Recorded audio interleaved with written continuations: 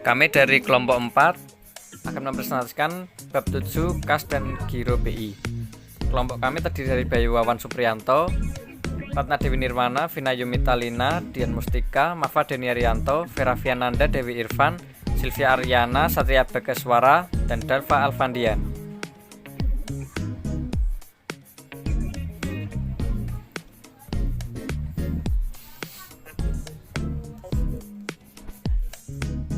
Kas adalah mata uang kertas dan logam baik dalam valuta rupiah maupun valuta asing yang berlaku sebagai alat pembayaran yang sah. Termasuk dalam kas adalah mata uang rupiah yang ditarik dari peredaran masih dalam masa tenggang untuk penukarannya kepada Bank Indonesia. Kas perlu diatur sehingga tidak terjadi kekurangan untuk memenuhi kewajiban bank dan tidak berlebihan. Perubahan posisi saldo kas di bank umumnya disebabkan oleh penyetoran dan penarikan tunai oleh nasabah. Nasabah bisa melakukan penyetoran, pengambilan tabungan, penguangan cek, dan sebagainya. Penyetoran atau penarikan dari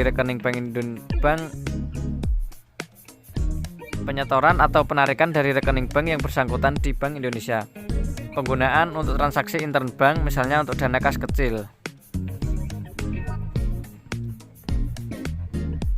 Akuntansi kas akan berkaitan dengan transaksi tersebut.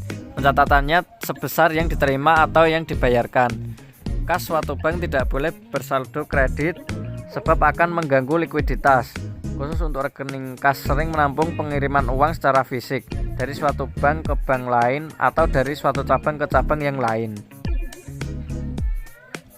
Petty cash adalah dana khusus yang disediakan untuk membayar pengeluaran-pengeluaran yang jumlahnya relatif kecil.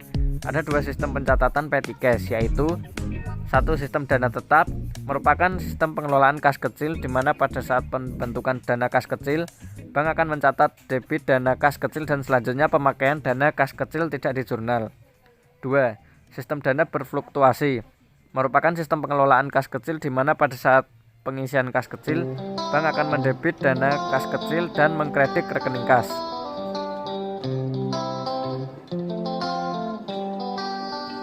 B. Giro Bank Indonesia. Giro Bank Indonesia adalah rekening giro milik bank umum atau komersial dalam valuta asing maupun valuta rupiah di Bank Indonesia. Dana pada giro BI adalah penyediaan likuiditas.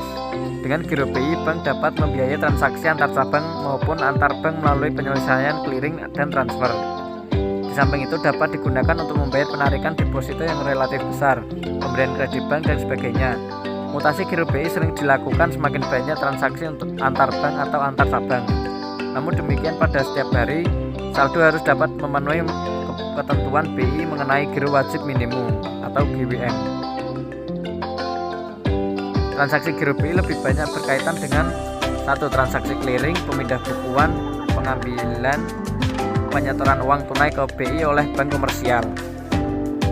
Pencatatan jurnal umum transaksi giro BI. Giro BI dalam bentuk valuta rupiah akan dicatat sebesar nilai nominalnya. Sedangkan giro BI dalam valuta asing dicatat berdasarkan kurs BI yang berlaku saat ini. Giro wajib minimum BI merupakan simpanan minimum yang harus dipelihara oleh bank dalam bentuk saldo rekening. Giro Bank Indonesia yang besarnya ditetapkan oleh BI sebesar persentase tertentu dari dana pihak ketiga. Dana pihak ketiga adalah kewajiban bank kepada penduduk dan bukan penduduk dalam rupiah dan valuta asing. Kewajiban pemeliharaan dan pemenuhan persentase GWM dihitung dengan membandingkan jumlah saldo rekening giro bank kepada BI setiap hari dalam satu masa laporan terhadap rata-rata harian jumlah DPK dalam satu masa laporan pada dua masa laporan sebelumnya. Khusus untuk DPK dalam rupiah meliputi kewajiban dalam rupiah pada pihak ketiga bukan bank, baik pada penduduk maupun bukan penduduk, yang terdiri dari giro nasabah, simpanan berjangka, tabungan, kewajiban jangka pendek lainnya. Sanksi pelanggaran GWM. Sanksi pelanggaran terhadap GWM dilakukan oleh BI dengan pendebitan rekening giro pada hari kerja berikutnya. Bila terjadi kekurangan atau kelebihan dalam pendebitan tersebut, BI akan langsung mendebit atau mengkredit pada rekening giro bank yang bersangkutan. Terima kasih dari kelompok kami. Sekian. Assalamualaikum warahmatullahi wabarakatuh.